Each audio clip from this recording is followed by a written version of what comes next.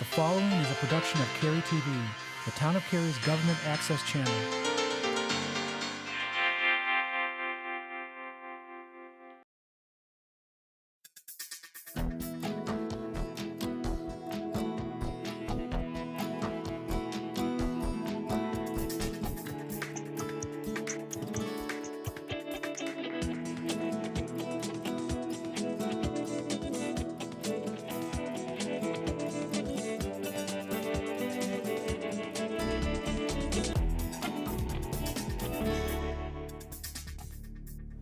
Hello, I'm Harold Weinbrecht, Mayor of Cary, and this is Cary Matters. It's the monthly program designed to help keep you informed about the issues that your council members are working on for our community.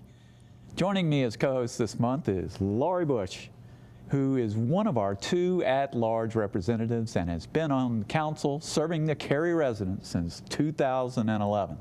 Lori, we appreciate you being here this month and joining us for this month's episode. Well, thank you. It's my pleasure. I'm excited to be here. Okay. Well, you know, 2014 has been a busy year so far. We just finished the annual council staff retreat in January. This retreat helps sets the town direction for the rest of the year and the future years. So probably ought to talk about that. I think that's a great idea. We also have received some interesting questions from our citizens lately about streets and medians. So why don't you start us off by telling everyone about the retreat, and then after the break, we can answer all of those questions. Okay, sounds like a plan. Cary held the annual council staff retreat on January 17th and 18th. This retreat is one of the most important times of the year for us. It's a time when council and staff discuss important topics facing the town and gives staff direction for the upcoming year and future years. While many governing bodies spend their time at retreats trying to figure out how to play nice and act like adults, Cary is fortunate enough to spend our time on what I call the deep dive. Our council members already work well together, so we spend our time discussing in detail complex problems. This year, we tackled economic development, town communications, and priority-based budgeting. Why don't I start by talking about economic development session, and you just jump in anytime after that. All right, sounds good. Okay. Well, Cary defines economic development as expanding the tax base and increasing jobs. And we have been doing a pretty good job of it for the last few years, despite the recession. In fact, during the last 7 years, Cary has added an estimated 7,800 jobs and $290 million in capital investment. In 2006, Cary defined 7 strategies for economic development. It's been 8 years since this plan, and so we decided it was time to review these strategies, and we pretty much agreed they're all still valid. We did decide, though, that we should pay more attention to small business and entrepreneurial development, downtown development, and business park development. Yeah, that's right. We were also presented with some pretty interesting trends in our economic development discussion, trends that will absolutely have an impact on future economic development decisions. For example, I was surprised to find out that a typical suburban family of a couple with school-aged kids now only makes up about 20% of U.S. households. Wow. Now, I'm sure that that percentage is much higher in Cary, but it's an important statistic.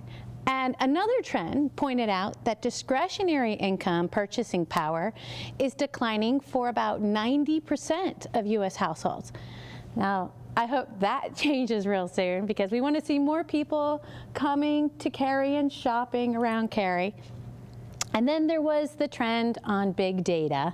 Now, I bet you like that. Yeah, it didn't surprise me.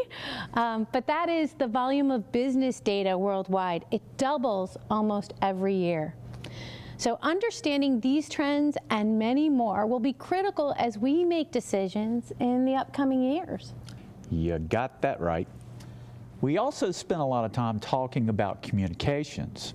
Our conversations included branding and messaging the town as an organization and as a community, how to deal with misinformation from the media and other sources, and how to improve on civic engagement. While we agreed that we are doing well in some areas of communication, there are areas where we can make improvements, especially in messaging our community brand. We all agreed that the town is pretty much on the mark with how we are involving our citizens in the decision-making process. Yeah, that's so true. Now, our last big session was on priority-based budgeting. Now, this is a system that identifies all programs and activities and then evaluates those programs and activities based on the influence they have on established goals and why the activity is being done. Then it ranks the programs in terms of the influence that they have on achieving the council's goals for our community, and then allocates the full cost of those programs and activities. The goals we use for priority-based budgeting include a safe community, an attractive, well-planned, and livable community, economic vitality and development, quality, cultural, recreational, and leisure opportunities, effective transportation and mobility, and reliable, sustainable infrastructure.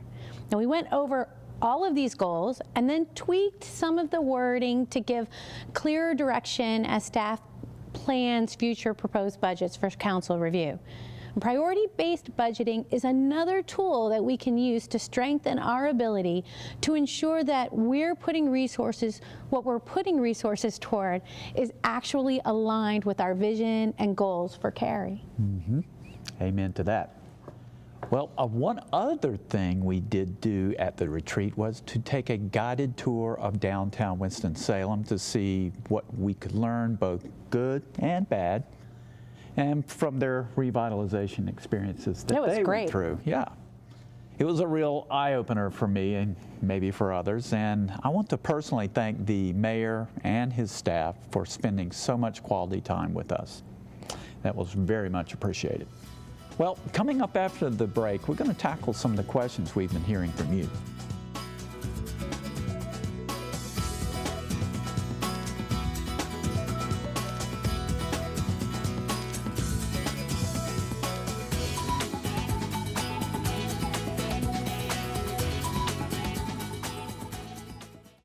So school's out and you're looking for ways to keep your kids entertained and happy? Cary offers camps and programs that appeal to even the most unique imagination. Get the School's Out 411 from the pros. Camp was a lot of fun and I loved the teachers. I learned a lot of fun things. I really enjoyed camp because I made lots of new friends. I love it when the kids come to class and they have so much fun. I love making new friends. The Town of Cary has the 411 when school's out. Registration starts February 7th. Camps fill quickly.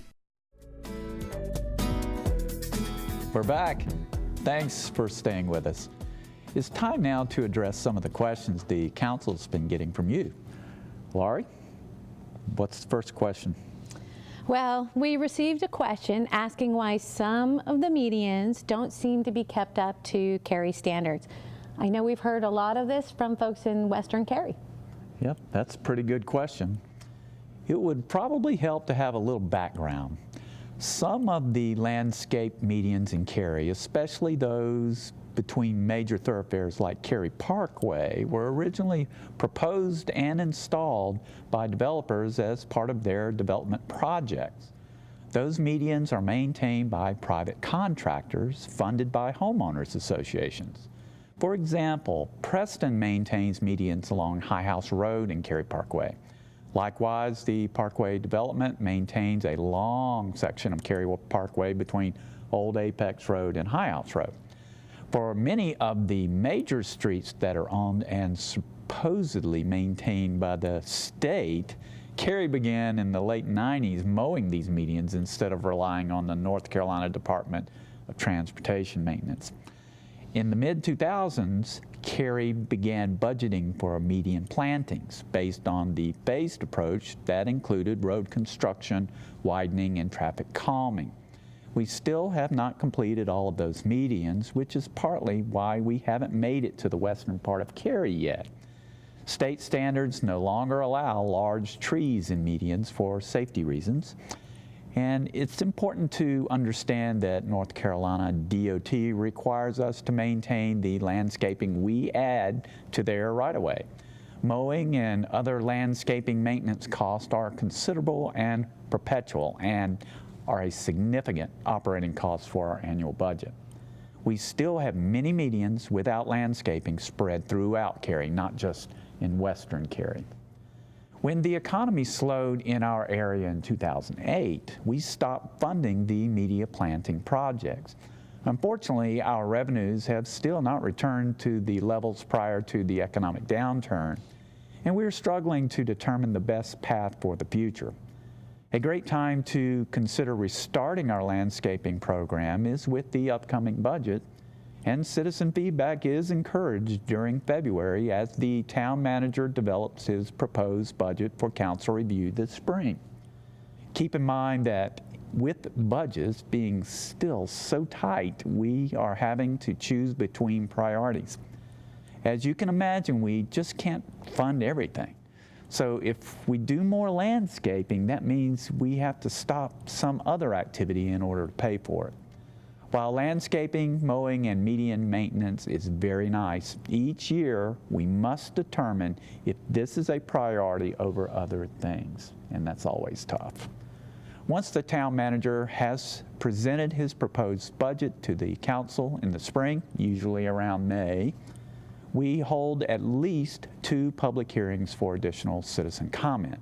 So keep an eye out for those notices and do let us know what's important to you.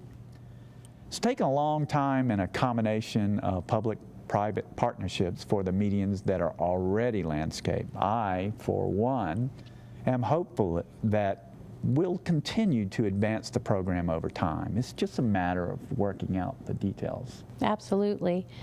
Those are all great points, Mayor. I really thank you for answering that question so completely. And I totally agree with you.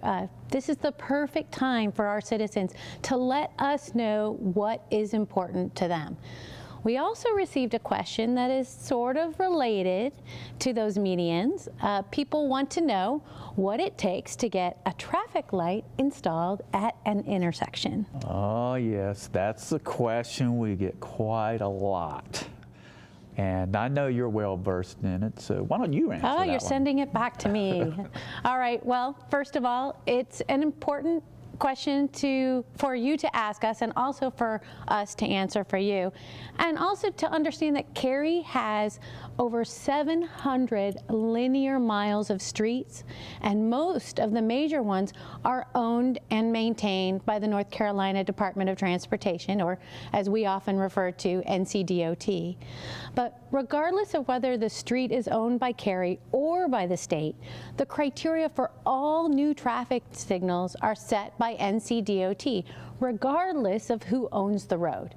So when the town receives a request, which we frequently do, town staff collects all of the data relative to NCDOT's criteria for traffic signals and then communicates that information to NCDOT.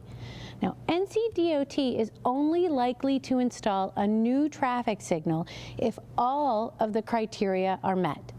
Sometimes the data show that a new traffic signal would actually make things worse.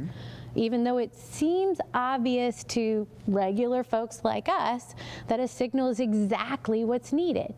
Traffic signals are actually only one solution to problems that we see at intersections.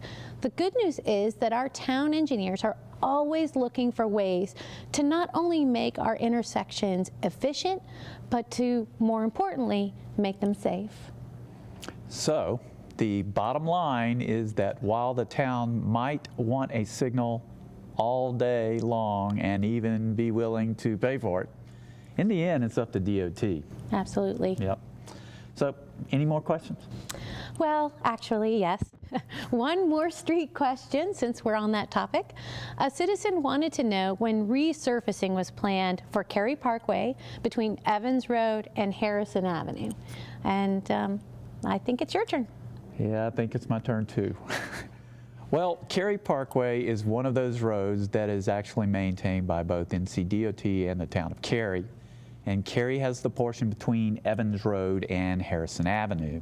And the good news is that we are in early design process for this section of roadway, and we're anticipating construction to begin later this year to make those improvements. Wow. So the short answer is? Yep, it's coming. Well, coming up after the break, we're going to give you some insights of what's going on in February at Town Hall and how you can be included and involved.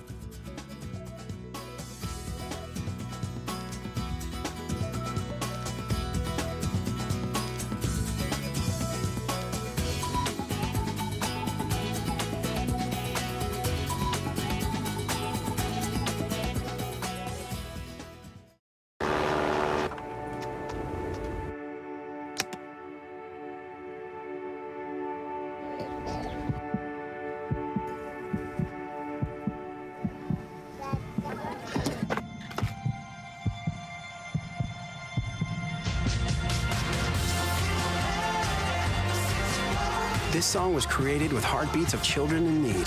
Find out how it can help frontline health workers bring hope to millions of children at everybeatmatters.org. We're back. In the final segment of Cary Matters, we wanted to let you know what's happening in February and how you can be involved. So, Laurie, why don't you start us out? All right. Well, as you know, there are 2 regularly scheduled council meetings on the 13th and the 27th. Both of these Thursday meetings start at 6:30, so be here and be ready for a fun council meeting. The council also has a work session scheduled for Wednesday, the 26th at 6 p.m. And so far, the agenda includes getting an update on our downtown park and the streetscape projects. Oh, good. There's a lot of events going on in Cary in the month of February, including one big event, the opening of the Cary Theater downtown on the weekend of February 21st. So make plans to be there. It's going to be a historic day for Cary. Other events include baseball tournaments at the USA National Training Complex, the Marvelous Music Series at the Cary Arts Center, a daddy-daughter dance at the Senior Center, and so much more. Get details by checking out the town calendar at www.townofcary.org. Well, I guess that's it for this edition of Cary Matters. We appreciate your watching and hope that what we've shared has been interesting for you. Please let us hear from you about the topics discussed on this show. And because your time is important, we want Cary Matters to be of value to you as we work to bring you, our citizens, closer to your government. That's right. And remember, help keep Cary litter-free, clean, green, and beautiful by volunteering with our Spruce program. Thanks for watching, and as always, thanks for choosing to call Cary home.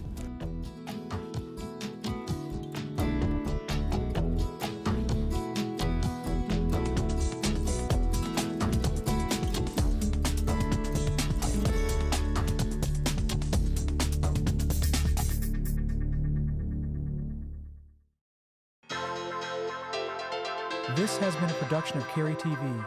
Visit the Town of Cary's website at townofcary.org.